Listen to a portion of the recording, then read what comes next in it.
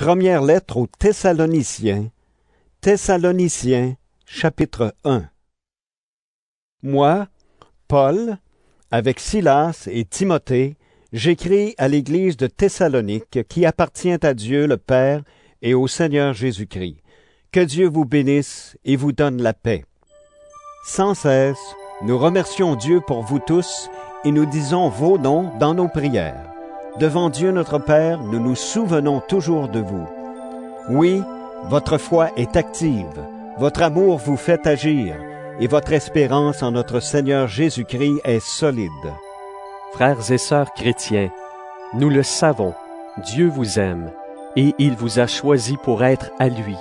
En effet, la bonne nouvelle que nous vous avons annoncée n'est pas arrivée chez vous seulement en parole, mais aussi avec la puissance et l'aide de l'Esprit Saint. De plus, nous étions sûrs de ce que nous disions. En effet, vous savez comment nous avons vécu parmi vous pour votre bien, et vous avez suivi notre exemple et celui du Seigneur. Vous avez reçu la parole dans de grandes souffrances, avec la joie donnée par l'Esprit Saint. Ainsi, vous êtes devenus un modèle pour tous ceux qui croient, en Macédoine et en Achaïe. En effet, c'est de chez vous que la parole du Seigneur est partie, pour se faire entendre en Macédoine et en Achaïe.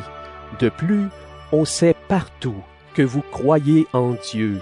Nous n'avons donc pas besoin d'en parler.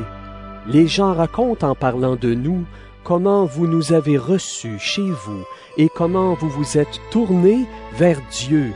Vous avez laissé des faux dieux pour servir le Dieu vivant et vrai et pour attendre que son Fils vienne des cieux.